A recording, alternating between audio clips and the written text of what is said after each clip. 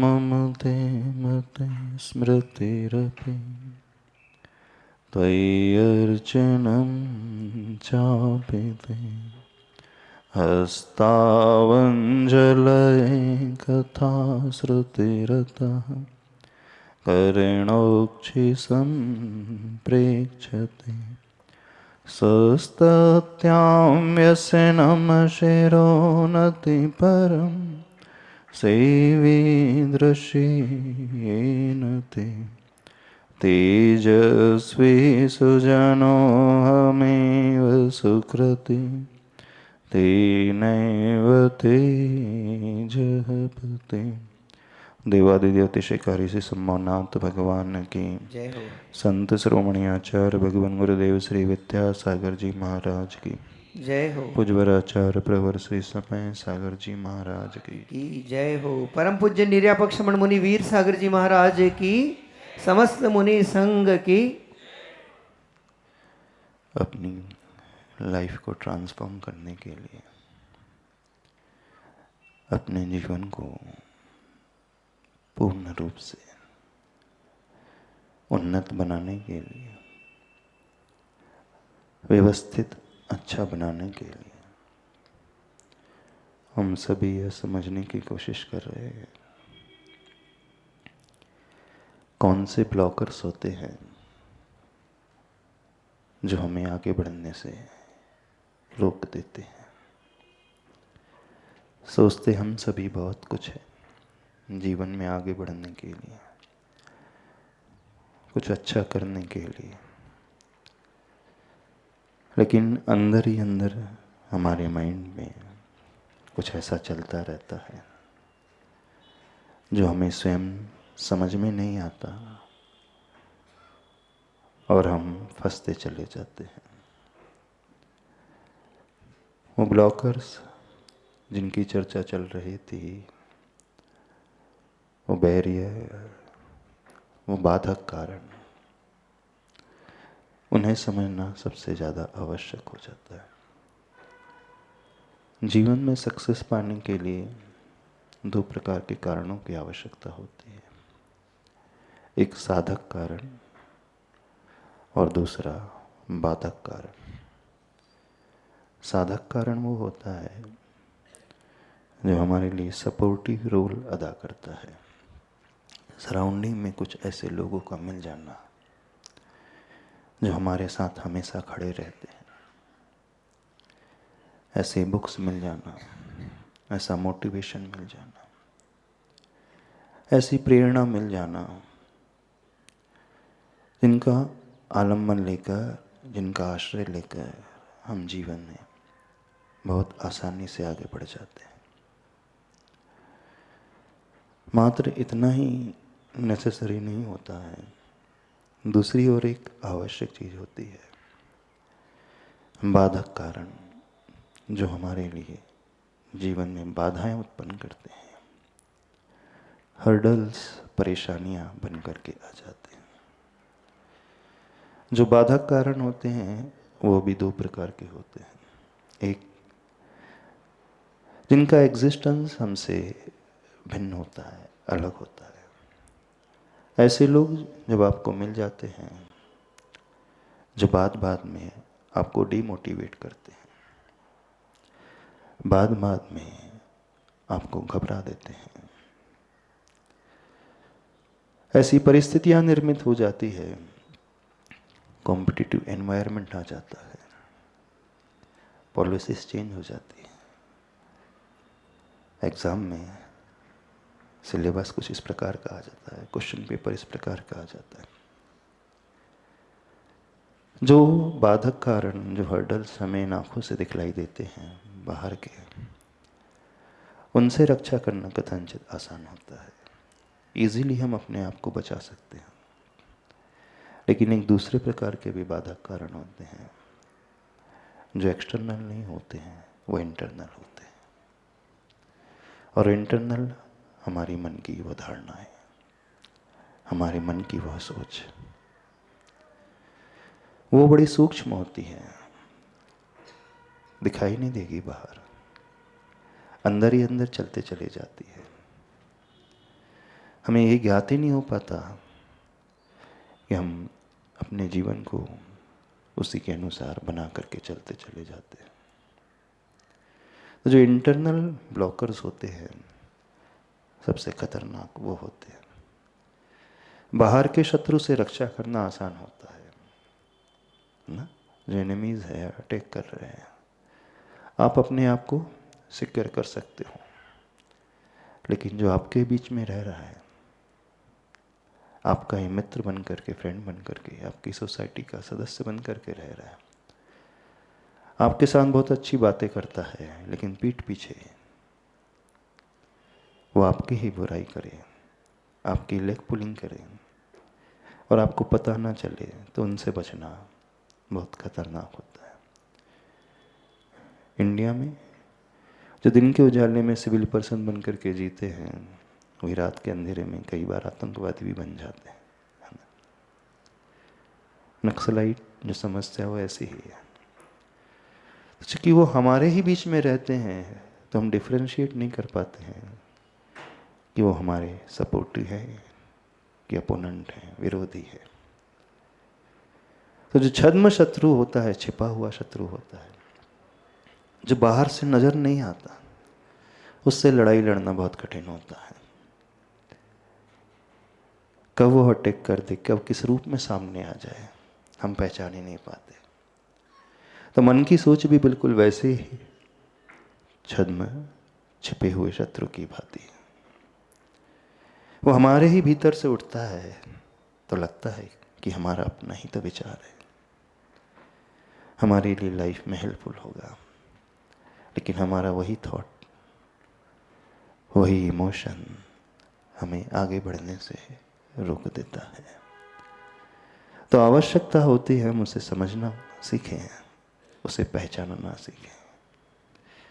और सबसे सूक्ष्म खतरनाक होता है हमारा ही वो ईगो, हमारा ही वो अहम,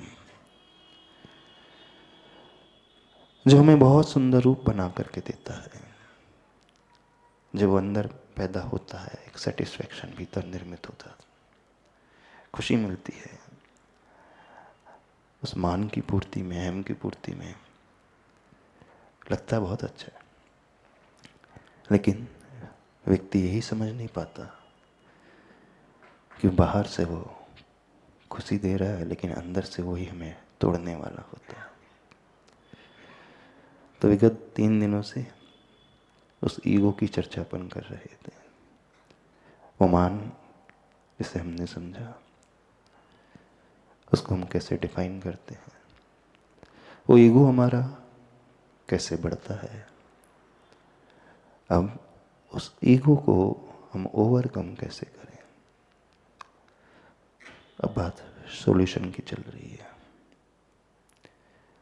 कई बार व्यक्ति समझ तो लेता है कि मुझ में ये कमी है,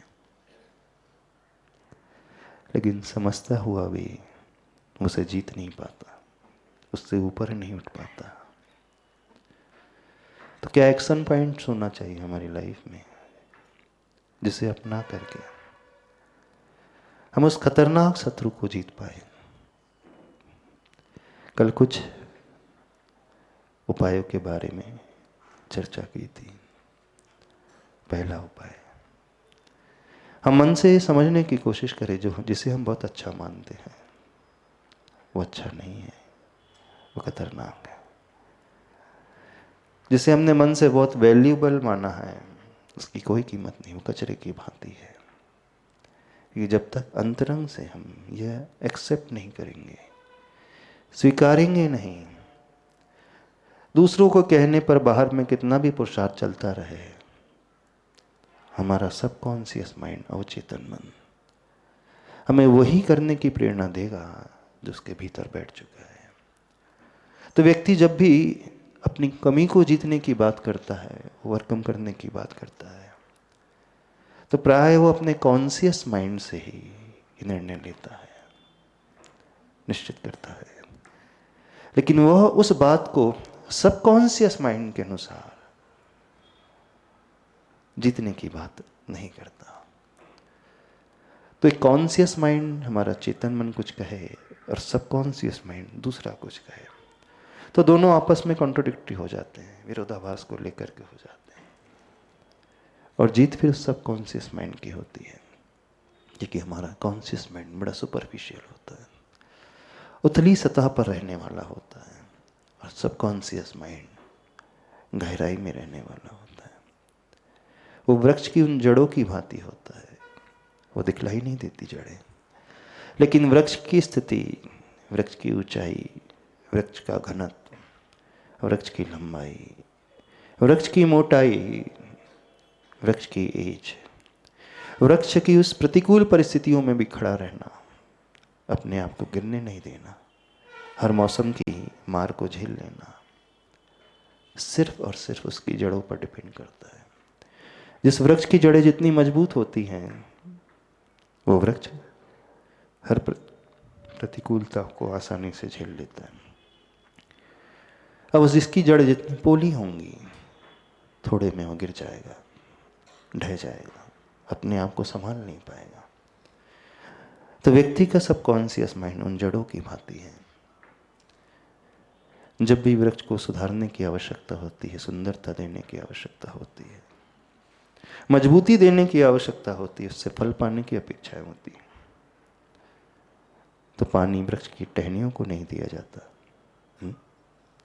फूल पत्तियों को नहीं दिया जाता, तनों को नहीं दिया जाता।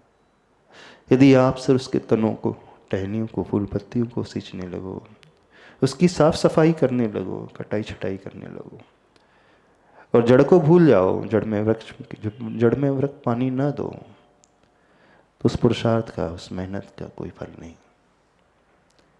यदि हम फल पाना चाहते हैं तो हमें उन जड़ों को देखना होगा, जड़ों को सींचना होगा। जड़ों में यदि कीड़ा लग गया है तो उसे निकालना होगा।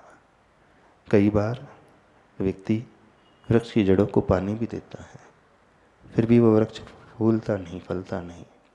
इसलिए नहीं क्योंकि उसकी जड़ों में कीड़े लग जाते हैं। आप खाद दोगे, दवा दोगे, सब वो खा जाएगा, वृक्ष तक वो पहुंचेगा ही नहीं।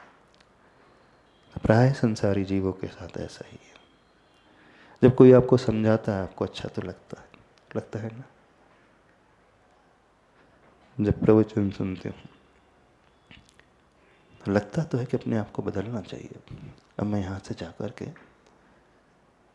अवश्य बदलूंगा, जो कहा जा रहा है उसे अपने जीवन में उतारूंगा। लेकिन यहाँ से जब लौट करके जाते हो, 1 घंटे बाद क्या हो जाता है? बता, क्या हो जाता है? भूल जाते हो कि अपनी दुनिया में मस्त हो जाते हो, जो करते थे उसी में रम जाते हो। ऐसे होता है। तो समझना, आपकी जड़ों में कीड़ा लग चुका है। ऊपर उठाना चाहते हो, जड़ों को पानी देने के साथ साथ उस कीड़े की सफाई होना बहुत आवश्यक है। पेट की बीमारी में बहुत सारे बैक्टीरिया हैं, कृमि हो जाती, कीड़े हो जाते हैं। आप कितना भी भोजन करो, पौष्टिक से पौष्टिक अच्छी डाइट लो, हेल्दी डाइट लो, विटामिन, प्रोटीन, कार्बोहाइड्रेट्स, मिनरल्स सब लो, फाइबर सब लो, लेकिन लगता ही नहीं। बोले बाहर से तो सब कुछ इनटेक अच्छा चल रहा है, लेकिन अंदर से जो भी बाहर से जा रहा है, अंदर कोई और कंज्यूम कर जाता है। लगता है कि आप कंज्यूम कर रहे हो, पर कंज्यूमर कोई और ही होता है ना। तो यदि हम अपने आप को ट्रांसफॉर्म करना चाहते हैं तो हर व्यक्ति को अपनी जड़ों को खोजना होगा, उसमें कहीं कीड़ा तो नहीं लग गया। वो ऊपर से नहीं दिखलाई देगा। थोड़ा सा ऊपर की मिट्टी जब निकाली जाती है, वो माली उससे समझता है कैसे मिट्टी निकाली जाए, कैसे कीड़ों को खोजा जाए, कैसे उससे अलग हुआ जाए, उसे अलग किया जाए। तो आपकी जड़ों में कौन कौन से कीड़े हैं? तो उसमें सबसे खतरनाक कीड़ा है ईगो का, अहम का। वो बाहर से बिल्कुल नजर नहीं आता, तो चर्चा चल रही थी उन उपायों की कि हम उस ईगो को कैसे ओवरकम करें, कैसे जीते। तो पहला पॉइंट था हम उसकी कीमत को समझे, उसकी वैल्यू कुछ भी नहीं है, कचरे की भांति है। दूसरा पॉइंट था चाह करके भी नहीं बदल पा रहे हैं तो उन लोगों के साथ हम रहना सीखें जो बहुत डाउन टू अर्थ होते हैं, बहुत विनयशील होते हैं, बहुत अच्छे से अपने जीवन को जीते हैं। तीसरा पॉइंट था जिसके कारण ईगो फलता फूलता है, अहम बढ़ता है, मजबूत होता है। दूसरों से जब आप कंपेयर करते हो, तुलना करने बैठ जाते हो, उसे देख करके फिर आप अपना नया गोल बना लेते हो कि मुझे उससे आगे बढ़ना है। नहीं, ये छोड़ दो। दूसरों को देखना है, अवश्य देखना चाहिए लाइफ में, पर उससे मोटिवेशन मिले, वो हमारा प्रेरणा स्रोत साबित हो जाए। हम प्रभु को देखते हैं, अपने से बड़ों को देखते हैं, उनसे आगे निकलने के लिए नहीं, उन जैसा पाने के लिए, उन जैसा होने के लिए, अच्छा होने के लिए, आगे बढ़ने के लिए। बड़ों के जैसा होने में कोई गलत बात नहीं है। गलत बात तब होती है मैं उसे पछाड़ करके उससे आगे निकलूंगा, ये बात तुलना का भाव। तो ये सबसे खतरनाक होता है, क्योंकि तुलना करने के लिए दुनिया में लाखों नहीं, करोड़ों नहीं, अरबों बैठे हैं। आप किस किस से तुलना करोगे अपनी?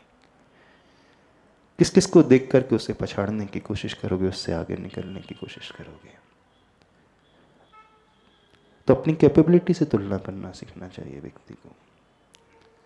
मेरी कैपेबिलिटी कितनी है और उसके अकॉर्डिंग मैं कर क्या रहा हूं। जब हम अपनी ही कैपेबिलिटी से तुलना करते हैं, लास्ट ईयर तक मैं कितना करता था और आज मैं क्या कर रहा हूं, तो आपको एक मोटिवेशन देगी। अभी बहुत पोटेंशियल है आपके भीतर, कर लो, आगे बढ़ने के लिए पुरुषार्थ कर लो, मेहनत कर लो, तो हेल्दी तुलना मानी जाती है। अब आगे और बढ़ते हैं। इन सारी बातों को हमने समझ लिया। वो सूक्ष्म बात जो हमारे अहम को हिला देती है, तो हमने अपने मन में जो अपनी आइडेंटिटी बना करके रखी है। अगला पॉइंट बता रहे हैं, चौथा पॉइंट। सबसे पहले आप अपनी आइडेंटिटी को पकड़ना सीखें। किस बात से आपको सबसे ज्यादा चोट लगती है? कौन सी बात से आप अंदर से हिल जाते हैं? कोई आपको इग्नोर कर देता है, तब आप अंदर से हिल जाते हैं, गुस्सा आता है, मन में विकल्प पैदा होने लगते हैं, दुखी होने लगते हैं। अथवा कोई आपकी बात नहीं एक्सेप्ट करता है, बात नहीं मानता है, आपने कुछ ऑर्डर दिया, उसने यूं ही हवा में उड़ा कर दिया और आगे बढ़ गया। उस बात से आप हिल जाते हो। कोई आपकी निंदा करता है, आलोचना करता है, तो आप अपने आप को नहीं संभाल पाते हो। अथवा कोई आपसे ये कह देता है तुम्हारे सारे डिसीजंस ठीक नहीं होते, तो आपको एकदम हर्ट होता है। मैं इतना एक्सपीरियंस होल्डर हूँ, लाइफ में हमेशा मैंने टॉप किया है, मेरे डिसीजन हमेशा परफेक्ट रहे हैं, और कोई आपको कह दे क्या डिसीजन लिया, तो आपको चोट लगती है। अथवा आपको कोई इंपॉर्टेंस नहीं देता है, तो चोट लगती है। बताना। तो अध्ययन करो, अपनी आइडेंटिटी को समझने की कोशिश करो, अपनी पहचान को आपने जो बना करके रखी अपने मन में। आप या तो क्रोध से भर जाते होंगे, अथवा आप अंदर ही अंदर हिल जाते होंगे, एंग्जाइटी आने लगती होगी, चिंता सताने लगती होगी, अथवा अंदर ही अंदर आप किसी शौक में आ जाते होंगे। कब कब आपको ऐसी फीलिंग आती है, कब कब आपके इमोशंस इस प्रकार के हो जाते हैं? क्योंकि सबके साथ होता है, पर व्यक्ति उसे पकड़ने की कोशिश नहीं करता। मेरा मन कब डामाडोल होता है, और भी कोई कारण हो सकते हैं जो आपने पहचान अपनी बना करके रखी है। हमारी बात समझ रहे हो हम क्या कह रहे हैं? ऑफिस में गए हों, आपने कोई सजेशन दिया और किसी ने इग्नोर कर दिया, तो आपको चोट लगती है। आपके स्टेटस को किसी ने इंपॉर्टेंस नहीं दिया, आप भले ही अपने आप को बहुत महत्वपूर्ण, बहुत विशेष मानते हो, एक्स्ट्रा ऑर्डिनरी मानते हो, लेकिन सामने वाला आपको एक्स्ट्रा ऑर्डिनरी नहीं मानता, तो आपको चोट लगती है। कब लगती है? आपका अंदर से कौन सा विश्वास जो है टूटने लगता है? घर में बच्चे नहीं मानते, पार्टनर नहीं मानता अपना, अथवा आपको एक नंबर का दब्बू जब कोई कहता है तो हम अंदर से हिल जाते हो। आपने अपनी सेल्फ इमेज बना करके रखी है, मैं बहुत इंटेलिजेंट हूं, है ना? और कोई कह दे तुम्हें तो कुछ आता ही नहीं, तो चोट लगती है। मैं अच्छे स्वभाव वाला हूं, आपने इमेज बना करके रखी, अपनी सेल्फ इमेज कि मेरा नेचर बहुत अच्छा है, दुनिया मुझे बहुत लाइक करती है, भीड़ में मैं बहुत जल्दी सबका पसंदीदा बन जाता हूँ। किसी भी ग्रुप में मैं जाता हूँ, मैं पॉइंट ऑफ अट्रैक्शन बहुत इजीली बन जाता हूँ। आपने ये छवि बना करके रखी है, और एक नया व्यक्ति आता है, आपको छोड़ करके आपके सबऑर्डिनेट को इंपॉर्टेंस देने लगता है, तो क्या होता है बताना? कब आपका वो अहम जो है हिलता है? अध्ययन किया कभी आपने? तो उस अहम को जीतने का यदि पुरुषार्थ करना चाहते हो, उसकी शुरुआत होती है पहले अपने मन को उस पकड़ने की कोशिश करो, उस कीड़े को पकड़ने की कोशिश करो। बीमारी से हम ऊपर उठना चाहते हैं, उस वृक्ष को मजबूत बनाना चाहते हैं, उसे खाद दवाई देना चाहते हैं, लेकिन आपने उस कीड़े को ही नहीं पकड़ पाया आज तक, उसे सही नहीं समझा, तो आप कौन सी दवाई दोगे? तो आपके माइंड का कीड़ा कौन सा है? कितने लोगों ने अध्ययन किया अपनी लाइफ में? जब जब आप विकल्पों से भरते हो, टेंशन से भरते हो, अच्छा नहीं लगता है, तो सबसे बड़ा कारण कौन सा होता है?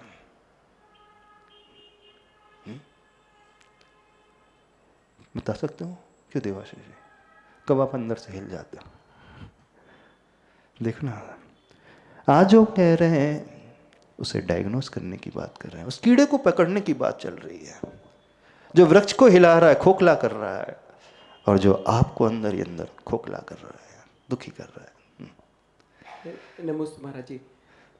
हाँ, ये सही है कि जब भी हमारे को कोई ऑफिस में कुछ भी बोलता है, जैसे आपने उदाहरण दिया कि हम जब भी कोई भी हमको आकर के सबऑर्डिनेट्स को जाकर के डायरेक्टली कम्युनिकेट करना शुरू कर देता है, हमको इग्नोर करना शुरू कर देता है, तो सच में अहंकार हिलता है। सबसे ज़्यादा तभी हिलता है कि घर में कोई आज्ञा नहीं मानता है, तब भी हिलता है महाराज जी। नहीं, सबसे ज़्यादा मेन पॉइंट पहले पकड़ने की कोशिश करो। सबसे ज़्यादा हर्ट कब होते हैं हम? सबसे ज़्यादा चोट कब लगती है? जब कोई हमारी नहीं सुनता है।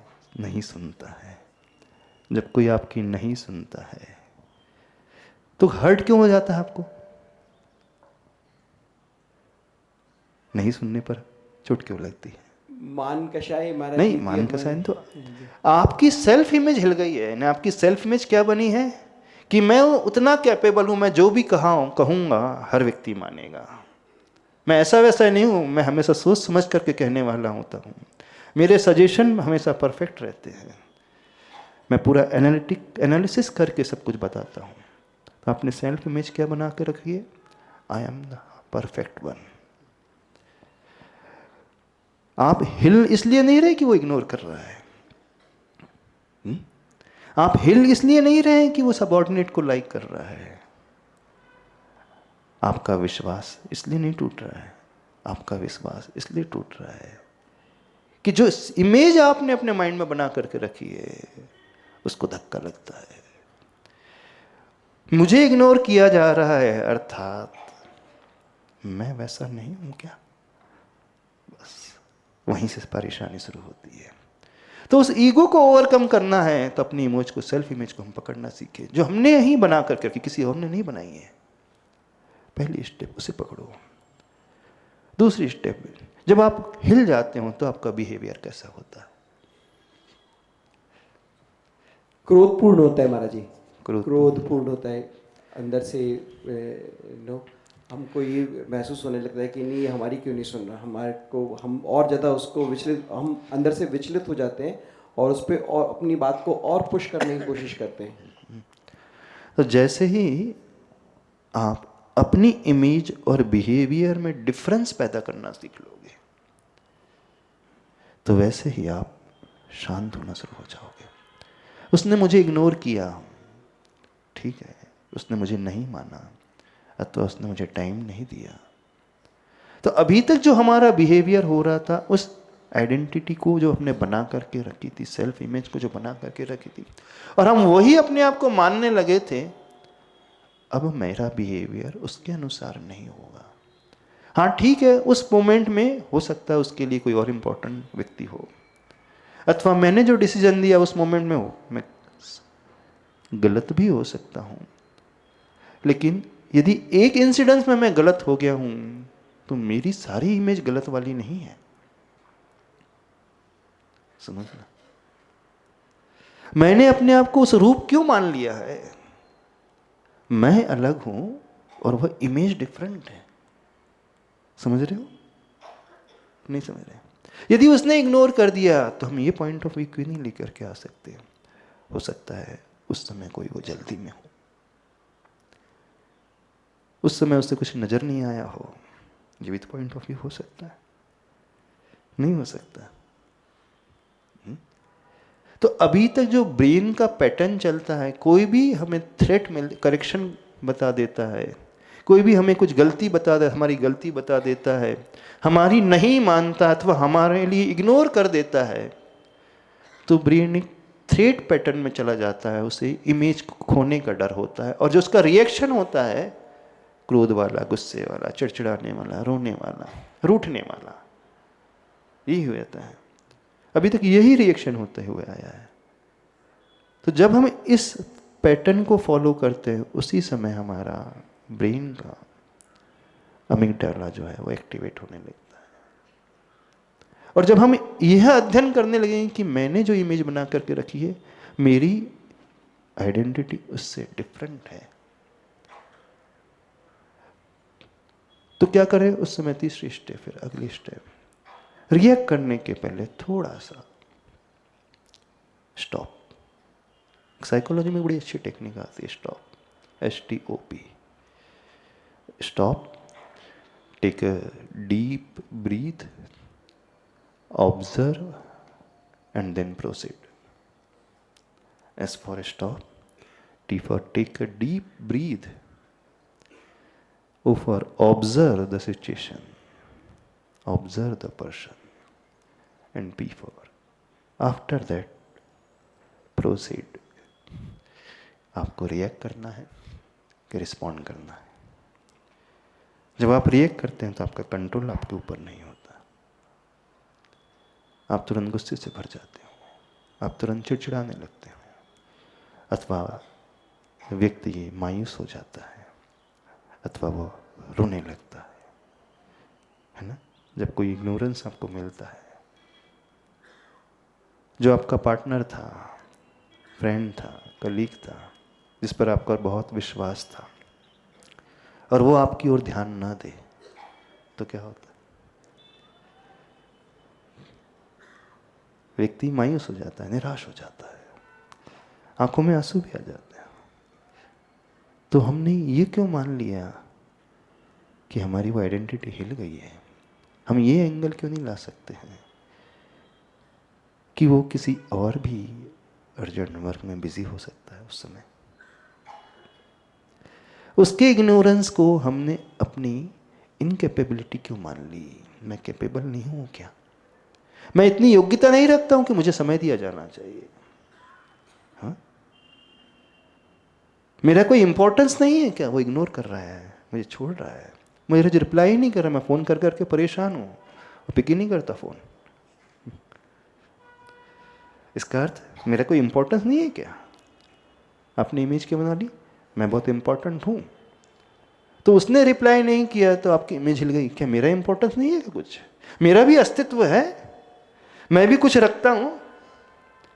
वो ऐसे ही है। मैं बेवकूफ़ हूँ क्या? मैं कॉल ही करते चले जाऊँ और उसके पास इतना भी टाइम नहीं कि एक बार पिक कर ले फ़ोन। अथवा बिजी था तो बाद में रिप्लाई करके बता दे कि मैं उस समय आपके कॉल नहीं पिक कर पाया, सॉरी। ये होता है ना। तो हम दूसरे पॉइंट ऑफ व्यू से क्यों नहीं सोचते? उसके एंगल से क्यों सोचने की कोशिश नहीं करते? किसी में बिजी होगा, अथवा वो इग्नोर भी कर रहा है, तो हमारा इंपॉर्टेंस जो हम लूज कर रहे हैं, अपने आप को मानने लगे, तो उसके टाइम देने पर हमारा इंपॉर्टेंस रहेगा क्या? वो हमें समय देगा, वो हमें इंपॉर्टेंस देगा, then I will be important one, otherwise I won't be. ऐसा ईगो व्यक्ति का तब हिलता है जब अपने रिमोट कंट्रोल को दूसरों को दे देता है। यानी आपका समझदार होना, आपका बड़ा होना, आपका महत्वपूर्ण होना, आपका विशेष होना, आपका इंटेलेक्चुअल होना, आपका बहुत अच्छा होना, उस पर डिपेंड हो गया। वो माने तो मैं इंपॉर्टेंट हूं, वो माने तो मैं अच्छा। वो इग्नोर कर रहा है तो छोड़ो, हम क्यों उस पर डिपेंडेंट हैं? अथवा उस पॉइंट ऑफ व्यू से सोचना, वो कहीं और हो, व्यस्त हो, परेशान हो, उसे कोई वर्कलोड आ गया हुआ, ये भी तो सोचा जा सकता है। मान लीजिए नहीं आया, ठीक है, वो नहीं दे रहा तो छोड़, stop, take a deep breath, observe your thoughts, observe your emotional pattern. हमारी भावनाएं अब कैसी हो रही हैं, उसके बाद प्रोसीड करें, कदम आगे बढ़ाएं। समझ रहे हो? नहीं समझ? महाराज जी, उसी समय पे रुकना नहीं हो पाता। हाँ, ये सबसे बड़ी, मतलब हम बाद में 1 या 2 मिनट में ही मेरे को रियलाइज हो जाता है, मतलब मेरे हिसाब से कि हाँ ये कुछ हुआ ऐसे करके, लेकिन ऑन स्पॉट किसी ने कहा हम लोग रिएक्टिव होते हैं। हालांकि समझ में आ रहा होता है पीछे से, लेकिन कभी कभी या तो क्रोधावेश में बहुत तेजी से उसको रिएक्ट करते हैं, और या फिर हम लोग उसको ठीक से ऑब्जर्व, जैसे कहा ना, हम लोग नहीं रुक पाते वहाँ हाँ, पर। मतलब उस समय समझ में नहीं आता महाराज जी। ये सारी बातें बाद में समझ में आती हैं, जब हम नॉर्मल हो जाते हैं, कुछ समय के बाद शांत हो जाते हैं, फिर हम सोचते हैं तो हम क्या करें कि एट दैट मोमेंट हम रियलाइज कर ले, उसी समय हम रियलाइज कर लें। तो एक प्रैक्टिस आती है, एक अभ्यास आता है, अपनी उस इमेज को तोड़ने का अभ्यास जो हमने अपने माइंड में बना करके रखी है। मैं बहुत इंपॉर्टेंट हूँ, मैं विशेष हूँ, मैं बहुत इंटेलेक्चुअल हूँ, मैं बहुत समझदार हूँ, मैं एक्स्ट्रा ऑर्डिनरी हूँ, उसे तोड़ने की प्रैक्टिस तो कैसे होगी बता सकते हो? हाँ, जब तक उस प्रैक्टिस को व्यक्ति नहीं करेगा, वो उस मोमेंट में रिएक्ट ही करेगा, रिस्पॉन्ड नहीं करेगा। वो क्रोध से ही भरेगा, विकल्पों से, टेंशन से ही भरेगा, फ्रस्ट्रेट होने लगेगा, झुंझलाने लगेगा, रोने लगेगा, रूठने लगेगा वो। बताए महाराज जी, हमें वो अपनी सेल्फ इमेज को ब्रेक करना रहेगा, पर हम अफर्मेशन करके पहले वो इमेज बनाएंगे, फिर उसी को ब्रेक करेंगे। तो समझ नहीं आ रहा है कि बनानी है या कैसे काम करेगा। जो जो आपने इमेज अपने मन में बना करके रखे, बड़ा हूं मैं ना, तो अपने आप को छोटा बनाना सीखो, मानना सीखो। तो ऐसे काम करो जहां आपका ईगो आगे खड़ा हो जाता है। आपने अपने आप को बहुत बड़ा माना है ना, ग्रेटिट्यूड का भाव लाना सीखो, आभार का भाव। उन कार्यों को करना सीखो जो कार्य आपको झुकना सिखाता है। आचार्य श्री हमेशा, ऐसे आचार्य श्री बहुत महान थे, उनकी साधना महान, चरित्र बहुत। किसी छोटे व्यक्ति, छोटे बच्चे से भी मिलते थे तो उससे आप करके चर्चा करते थे। आप कब आए, आप क्या करते हो। जैसे ही आप सामने वाले को रिस्पेक्ट देने लगते हो तो व्यक्ति अपने आप को थोड़ा सा डाउन टू अर्थ बना लेता है। आप कैसे बात करते हो, क्यों रे कब आया तू, हाँ तू करके बात करते हैं, छोटा है ना। कितने लोग अपने पियून को थैंक्स बोलते हैं। जब आपकी सोसाइटी की सफाई करता है, वो डस्टबिन में कचरा कलेक्ट करने वाला आता है, आप डस्टबिन खाली करते हो, थैंक्स नहीं बोलते होंगे। हाँ बोलते तो ड्यूटी उसकी है, हाँ सर्विस चार्ज दे रहा हूँ, मंथली में दे रहा हूँ, तो उसका काम ही है सफाई करना। तो जो बहुत छोटे लोग हैं, न्यूज़पेपर हॉकर है, दूध वाला है, स्वीपर है, आपका ड्राइवर है, पियून है, छोटा व्यक्ति है, उसने आपके लिए पानी ला करके दिया ऑफिस में, आप कहोगे रखा ही उसलिए, तो उसे भी मैं थैंक्स बोलूं क्या। जैसे ही आप थैंक्स बोलना अंदर से शुरू कर दोगे तो आप अपने आप नीचे आने लगोगे। देखो जैन शास्त्र में बहुत बड़ी बात आती है, जो चक्रवर्ती होते हैं, बड़े बड़े राजा होते हैं, तीर्थंकर होते हैं, जब गृहस्थ अवस्था में होते हैं वे सबके लिए हमेशा देते हैं। चक्रवर्ती प्रतिदिन डेली की मिर्ची दान देता है, जो उसके द्वार पे आ जाए खाली हाथ नहीं जाता, जो वो मांगता उसके लिए वो दे देता है। लेकिन जब दीक्षा ली जाती है तो सबसे पहले कार्य होता है, तीर्थंकर भगवान दीक्षा लेते हैं, दीक्षा लेने के बाद भीख मांगो, हाथ करो आगे। अब जिसने जीवन भर दिया है दूसरों को, उसके टुकड़े पे जो दुनिया पली है, अब कहा जा रहा है आहार के लिए हाथ फैलाओ, अंजलि करो। इसके क्या कहा जाता है, भिक्षावृत्ति। भिक्षावृत्ति कर, भीख तो है। तब उनका अहम टूटता है। जब तक वो अहम टूटेगा नहीं, मान कसाई गलेगी नहीं, वो भावलिंग आएगा नहीं, वो विशुद्धि पैदा नहीं होगी। तो वो भावलिंग आने के लिए, उस विशुद्धि को पैदा करने के लिए, उस ईगो को गलाने की सबसे बड़ी कला होती है हाथ फैलाओ। अर्थात किसी से कुछ मांगना सीखो जो छोटा है। अभी तक आपका माना परमिट नहीं करता है मैं उससे मांग लूं, बिना हाथ फैलाए उसका मान गल नहीं सकता।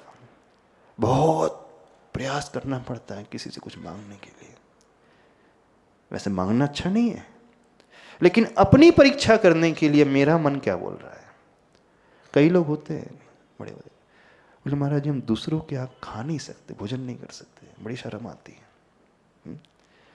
परिषण पर में शिविर लगता है, बोले शिविर लगेगा, हम शिविरार्थी बनकर बैठेंगे तो सही, लेकिन दूसरों के घर में भोजन करने जाना महाराज जी वो नहीं होता।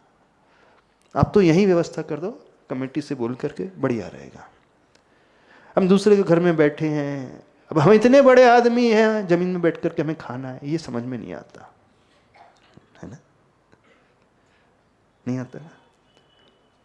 कई लोग हैं भूखे रह जाएंगे, लेकिन दूसरों की तरह मांगना अच्छा नहीं, बिल्कुल हम भी कहते हैं, और नहीं मांगना भी नहीं चाहिए, लेकिन उस अपने अहम को गलाने के लिए अपने आप को छोटा बनाने का अभ्यास। कितने लोग हैं जो पब्लिक ट्रांसपोर्ट को यूज करते हैं, नियम बनाना, बैचलर की नहीं बात कर रहे हैं, उनके पास कुछ नहीं है अभी तो, जिसके घर में मर्सिडीज है उससे कह रहे हैं महीने में एक बार लोकल ट्रेन पब्लिक ट्रांसपोर्ट की जो बसेस है उसमें ट्रेवल करना, धक्का खाते हुए खड़े होकर के ट्रेवल करना, एक बार बस महीने में। जब भी सोसाइटी में कोई फंक्शन होता है, भोजन का कार्यक्रम होता है, भीड़ में जाकर के लाइन में लग कर के थाली हाथ में लेकर के अपने हाथ से उठा करके खाना, जब खाली हो उस समय नहीं खाना। हाँ?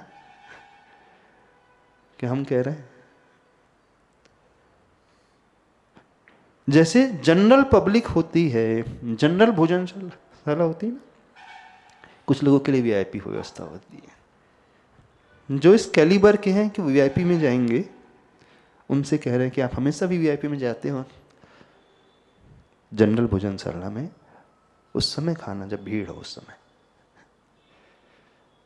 क्यू से आ रहे हैं सभी लोग, हाँ, और थाली हाथ में और वेट कर रहे हैं, रोटी बन के आ रही है। बता रहे हैं अपने उस अहम को तोड़ने का तरीका। एक नियम लो,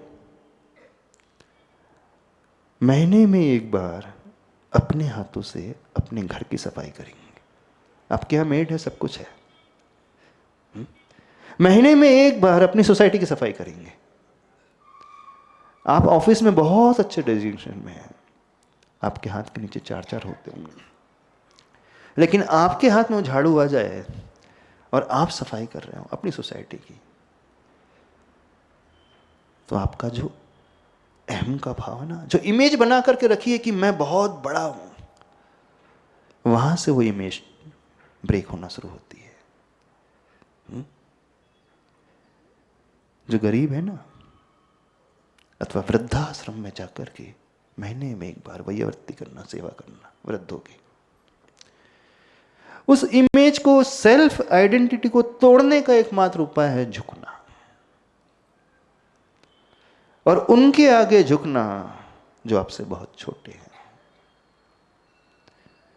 स्लम एरिया में जाकर के कभी किसी को भोजन कराना, अथवा सिविल हॉस्पिटल में जाकर के जो वृद्ध पेशेंट होते हैं उनकी सेवा कर देना, बस एक बार। बड़ा प्रैक्टिकल उपाय बता रहे हैं। जो जो कार्य करने में आपका मन हिचकता है, जो जो कार्य करने में, मैं हमेशा मर्सिडीज ऑडी में चलता हूं, अब सिटी बस में मैं कैसे ट्रेवल करूं? कर सकते हो सिटी बस में ट्रेवल करना, ये मजबूरी में करते हो तो उसकी बात नहीं। जो कार्य आप नहीं करते हो, कितने लोगों ने अपनी सोसाइटी में झाड़ू लगाई? कभी नहीं लगाई? हाँ, झाड़ू लगाई, लेकिन फोटो भी खिंचाई और उसको अपलोड भी किया। बढ़िया। अभी सोसाइटी के मेंबर्स जो फुटपाथ साफ कर रहे थे, बड़ा अच्छा कार्य कर रहे थे अहम को तोड़ने का।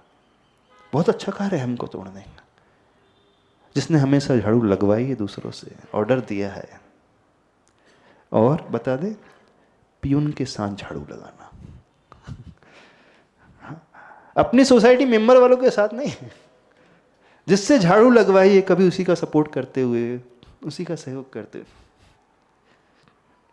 फिर देखो आपकी आइडेंटिटी टूटती चली जाएगी, क्योंकि आपका मन कहेगा कि नहीं, रियलाइज करेगा कि मैं ये कार्य भी कर सकता हूं। अभी आपके मन में इमेज बनी है, ये कार्य मेरे योग्य थोड़ी है, मांगना मेरे योग्य थोड़ी है। चक्रवर्ती जिसने दिया है, जिसका हाथ हमेशा ऊपर रहा, जीवन भर दिया है, अब उससे कहा जा रहा है तुम्हें ऐसा करना, हाथ नीचे करो।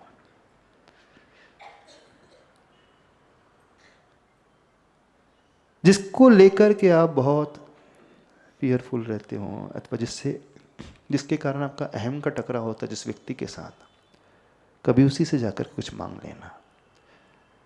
आज थोड़ी सी इच्छा हो रही घर में, आपके घर में आके मैं नाश्ता करूंगा बिना इनविटेशन के। बात तो बिना इनविटेशन के आज इच्छा हो रही है आपके यहाँ खाने की। किसके घर पे? जिससे नहीं पड़ती जिससे नहीं पड़ती है, अथवा जो आपके ईगो को हमेशा ठेस पहुंचाते रहता है। एक बड़ी अच्छी घटना आती है। सेठ सुगंचन हुए, दिल्ली के पास की जात, उनका नाम ही है, जैन सेठ हुए, नगर श्रेष्ठ थे, और उनके घर में विवाह था पुत्र का। तो उन्होंने अपने विशेष मित्र को, घर का ही सदस्य था, कहा कि आज मेरे पुत्र का विवाह होने वाला है, इसलिए मैं चाहता हूं गांव का हर व्यक्ति भोज में आना चाहिए। और सबके लिए स्पेशल इनविटेशन कार्ड उसने भिजवाया, सबके लिए भिजवाया, और बड़े अच्छे से निवेदन कराया कि नहीं, नगर श्रेष्ठ के यहाँ पुत्र के विवाह उत्सव है और बहुत अच्छा भोज है। जब वो इनविटेशन कार्ड देख कर के आए उनके विश्वास में, तो सेठ जी पूछते हैं, कार्ड दे दिए? बोले हाँ दे दिया। तो सब आएंगे ना? बोले सब तो आएंगे, लेकिन एक व्यक्ति ने मना कर दिया। बोले कौन? बोला इस गांव के सबसे अंतिम छोर में रहता है, उसकी झोपड़ी है और वो चने बेचता है। जब उसके घर में मैं पहुंचा तो उसने कहा, कहाँ राजा भोज, कहाँ गंगू तेली, वो नगर श्रेष्ठ है और मेरी झोपड़ी है, मैं गरीबी में जीता हूँ, फटेहाल जीता हूँ, 2 वक्त की रोटी भी कभी कभी नहीं मिल पाती है, मैं चने बेचता हूँ, मैं कैसे उनके यहाँ जाकर के भोजन करूँगा, क्योंकि मैं सेठ को तो कभी खिला ही नहीं पाऊंगा, मैं सेठ को तो कभी बुला ही नहीं पाऊंगा। जब मैं उन्हें नहीं बुला पाऊंगा तो मैं कैसे उनके घर जाकर के भोजन करूं? उसने विनम्रता पूर्वक मना कर दिया, मुझसे नहीं हो पाएगा। अब सेठ को लग गई बात, जो नगर श्रेष्ठ है, अब वो जब वो सुनता है तुरंत उस मित्र के साथ का उस व्यक्ति के झोपड़ी में पहुंच जाता है। झोपड़ी के बाहर ही थोड़े से चने लेकर के वो बैठा था, मटका रखा था, और चर्चा करने लगता है और कहता है, बहुत दूर से आ रहा हूँ, अभी थोड़ा थक भी गया हूँ, पसीना पसीना हो गया हूँ, कुछ खाने की इच्छा हो रही, थोड़े चने दे दो आपके। अब सेठ चने मांग रहा है, अब वो इतना बड़ा सेठ और मेरे से चने, तो वो हिचकिचा गया, ये क्या बात हो गई एकदम। फिर भी जब सेठ ने कहा है तो थोड़े से चने कागज में देता है, सेठ खाता है। बोले पानी नहीं पिलाओगे क्या? हमने पानी भी दे देता है। बोले अब मैंने तुम्हारे चने खा लिए हैं, पानी भी पी लिए, अब तुम्हें मेरे पुत्र के उस उत्सव में आना है भोजन करने। समझ में आ रही बात? अहम को कैसे तोड़ा जाता है? तो जो व्यक्ति इस प्रकार की एक्टिविटी करने लगेगा, धीरे धीरे उसका अहम, उसका ईगो टूटता चला जाएगा। वो इमेज अपने आप ही इसकी दूर होते चली जाएगी। उसे रियलाइज होगा कि नहीं, मैं जो अभी तक अपने आप को बहुत बड़ा मानता हुआ आया हूं, बहुत इंटेलिजेंट मानता हुआ आया हूं, बहुत अच्छा मानता हुआ आया हूं, जब वो किसी के आगे ऐसे कार्य करने लगेगा, एकदम डाउन टू अर्थ होने लगेगा। बात समझ में आ रही? तो हम क्या कह रहे हैं? सबको लिए नियम है सोसाइटी में महीने में एक बार पियून के साथ मिलकर के झाड़ू लगाएंगे, ग्रुप बना करके नहीं, आपने भी ग्रुप बना करके अपनी अपनी सोसाइटी वालों के, सेम क्लास के लोगों के साथ मिल करके क्लीनिंग की, फुटपाथ की, अच्छा कार्य किया। लेकिन जिसको आप ऑर्डर देते थे वो अभी तक उसी के साथ। छोटों से जब बात करो तो आप शब्द कह करके बात करना, बच्चे से भी, घर के बेटे से नहीं, पड़ोसी के बेटे से बोल रहे। जो आपके छोटे हैं, पियून है, लेबर क्लास है, उनसे कोई कार्य कराओ, थैंक्स बोलना उन्हें। और कभी भीड़ भरी बस में खड़े होकर के ट्रेवल करना, गवर्नमेंट ट्रांसपोर्ट वाली होती है ना, कार है आपके पास, उस कार को छोड़ करके देखो, जिससे आपकी नहीं पड़ती है, उसके घर पहुंच जाओ। आज इच्छा हो रही खाने की, कुछ पीने की, वो हिल जाएगा, वो तो एक्सपेक्ट ही नहीं कर रहा होगा ऐसा कभी हो सकता है। वो भी बदल जाएगा और आपका भी मान गल जाएगा, टूट जाएगा। आपसे कुछ मिस्टेक हो जाती है, सामने वाला आपको सही सजेशन दे रहा है, छोटा छोटा करेक्शन एक्सेप्ट करना सीखो। हाँ मुझसे गलती हो गई, कह दो। जो वैलिडेशन की भूख लगी है ना, मैं कुछ करूं मुझे प्रेज मिलना चाहिए, उससे थोड़ा ऊपर उठ करके जीने की कोशिश करो। अच्छा काम करो और नियम लो, मैं कोई एक्सपेक्टेशन नहीं रखूंगा यह सुनने की कि आपने बहुत गजब का कार्य किया, कोई एक्सपेक्टेशन नहीं रखूंगा। कहने का अभिप्राय, जब आप अच्छा करो और कोई आपका सम्मान करे तो अपने आप को बड़ा नहीं मानना, बोला इस समय मैंने अच्छा कार्य किया है। और कोई आपका अपमान करे अथवा आपको इग्नोर कर दे तो भी अपने आप को उससे मत जोड़ लेना, यह सोचना हो सकता है उसकी कोई मजबूरी हो। आज वो मेरी बात से सहमत नहीं है, हो सकता मैं गलत भी हूं। तो जो वैलिडेशन की भूख आपने बना करके रखी है, उससे ऊपर उठने की कोशिश करो।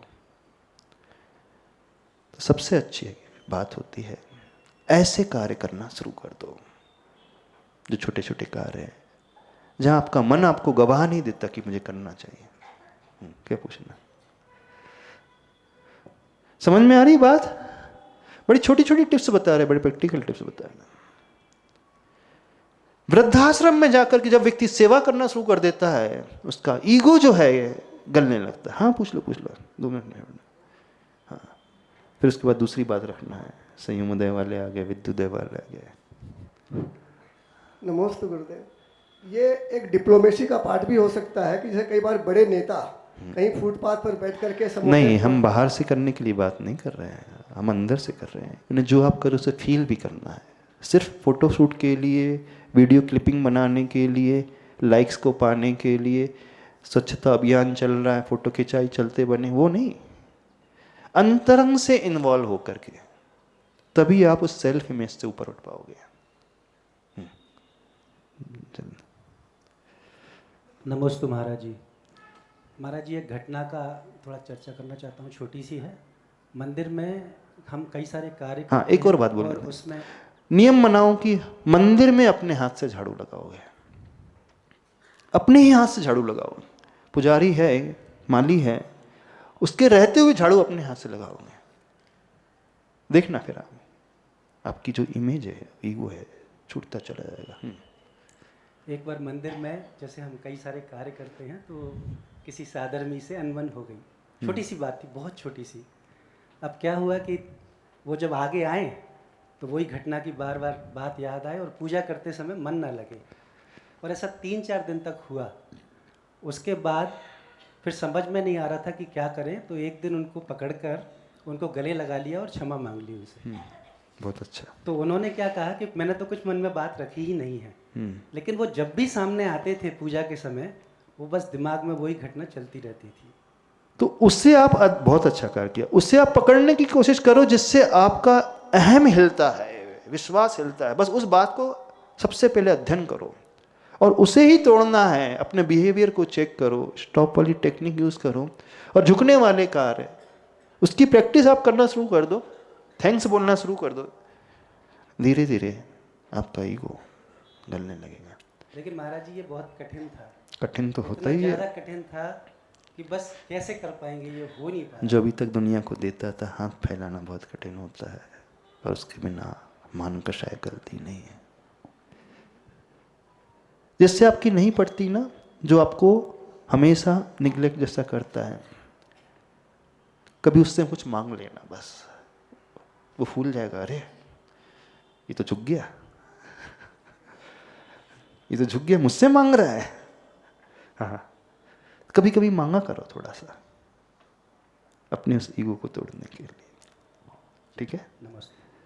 इतना रखते हैं अभी। बोलिए आचार्य परमेश्वरी गुरुदेव श्री विद्यासागर जी महाराज की।